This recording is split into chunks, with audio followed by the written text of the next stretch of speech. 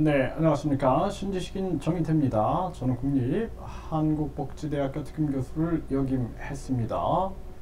개헌 절차법, 범내각제 세력 움직이나 이 주제로 말씀을 드리겠습니다.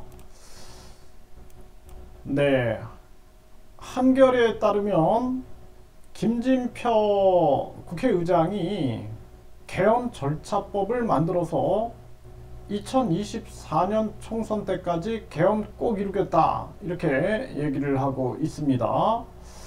네, 개헌 절차법을 만들겠다 지금 이렇게 얘기를 하고 있고요.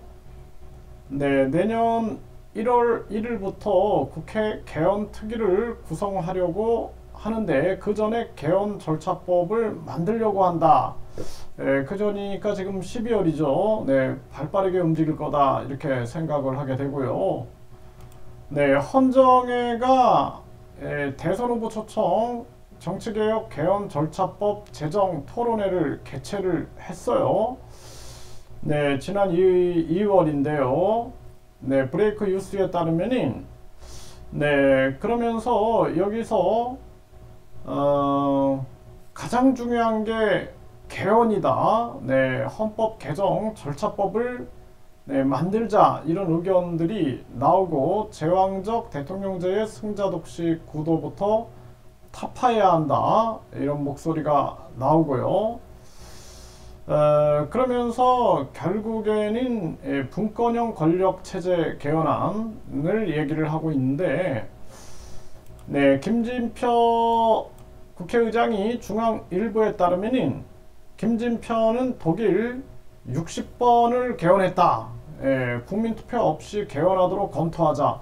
이런 엉뚱한 발언을 한 바가 있습니다. 네, 이 가짜뉴스가 아니라 중앙일보에서 전한 그러한 뉴스입니다. 저도 이거 보고 믿겨지지 않았는데요. 국민투표 없이 개헌한다라는 건 있을 수가 없는 겁니다. 왜냐하면 개헌하기 위해서는 국민투표를 하게끔 헌법에 규정되어 있죠. 네, 그래서 지금 일단 가장 중요한 측면들이 개헌에 앞서서 중요한 것은 국회의원 국민소환제, 국회 해산 국민투표제, 국민투표 시민 발안제가 이게 우선이 돼야 됩니다.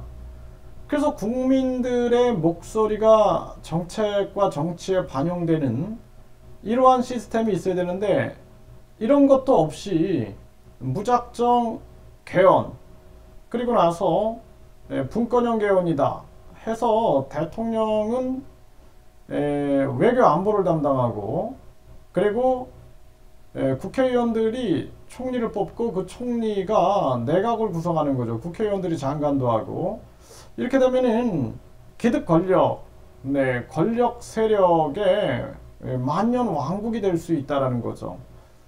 그리고 뿐만 아니라 국민들은 국회의원들이 국민 눈치를 볼 이유가 별로 없어요. 그렇게 되면은 이제 계속해서 자기들끼리 패거리 정치를 해 나가겠죠. 참 안타까운 일이 아닐 수가 없습니다. 일단은 국민들을 배제한 이러한 정치 개혁은 있을 수 없다. 그래서 국민투표 시민발안제, 국회 해산 국민투표제, 적어도 국회의원 불체포특권 면책특권 폐지하고 국회의원들 특권 폐지하고 국회의원 국민소환제 먼저 하고 이런 노력을 보여야 되는데 진정성이 있냐 이런 생각을 안 할 수가 없어요. 그래서 이 국회의장이 국회의원 국민소환제는 왜 안 하는지 저는 그걸 묻고 싶어요. 국회의원 국민소환제 먼저 해야 되는데 그런 국회의원 국민소환제 같은 아주 기본적인 것도 언급하지 않고 국회의원 특권 내려놓는 것도 언급하지 않으면서 그러면서 개헌 절차법을 운운하는 것은 자기들끼리의 정치 아니냐. 국민들에게 공감을 얻을 수 없다. 그리고 김진표 국회의장은 국민투표 없이 개헌하겠다라고 한 발언에 대해서 대국민 사과를 해야 한다. 이렇게 말씀을 드립니다.